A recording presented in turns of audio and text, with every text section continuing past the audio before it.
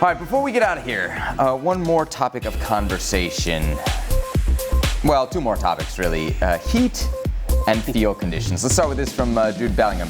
The pitches aren't great at all, talking about the Club World Cup. It holds up, the ball barely bounces, and it's tough on the knees as well. Hopefully it's something that someone will look at going into the World Cup next year. All right, so we're complaining about the fields. We also know everybody's complaining about the heat. This is a now viral image of Borussia Dortmund watching from the locker room in the 87-degree temperatures in Cincinnati. Look out, guys, when you go to Charlotte or Miami or pretty much anywhere else in the United States in the summer. And to be fair, Dortmund not the only ones complaining. Chelsea manager Enzo Maresca had this to say: "It's almost impossible to train. We're trying just to save energy for the game. I always try to avoid excuses, but if it's hot, and it is difficult to work with this temperature."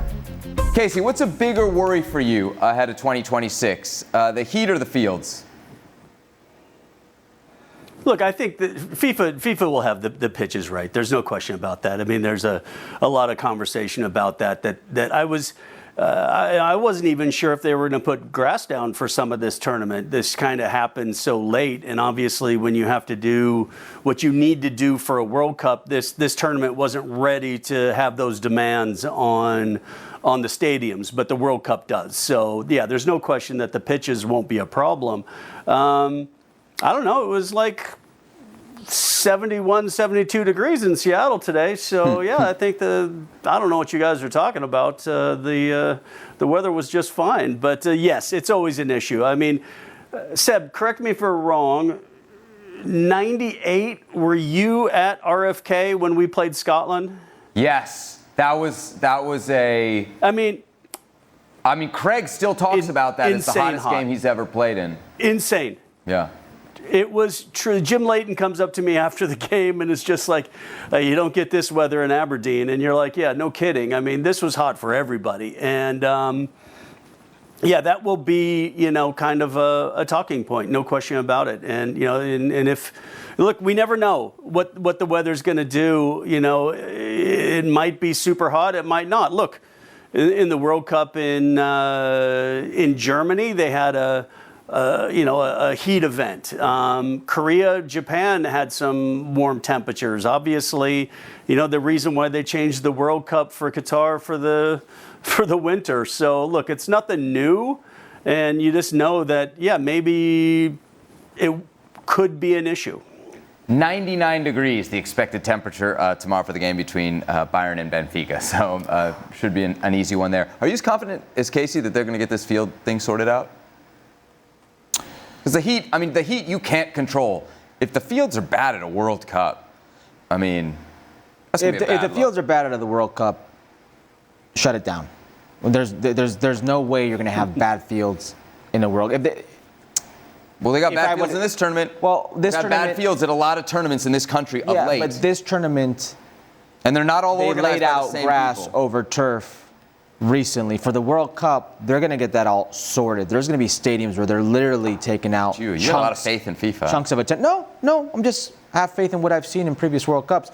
I'm not too worried about the stadiums per se, the fields. I think that'll get done. This Club World Cup is being... Everybody besides Seattle and Los Angeles are played on the East Coast, in some stadiums that aren't used to hosting these type of venues in a heat wave. So I'm not too worried about that right now. I think the stadiums will be fine.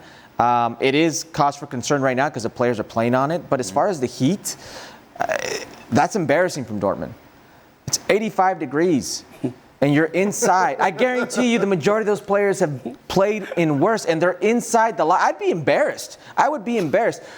2018 World Cup in Russia. You don't think there's some physio that's telling hot them to do that? The 2022 World Cup in Qatar, that was hot. I played in a Club World Cup in Abu Dhabi in December, and it was like 115. That is hot. Mm-hmm.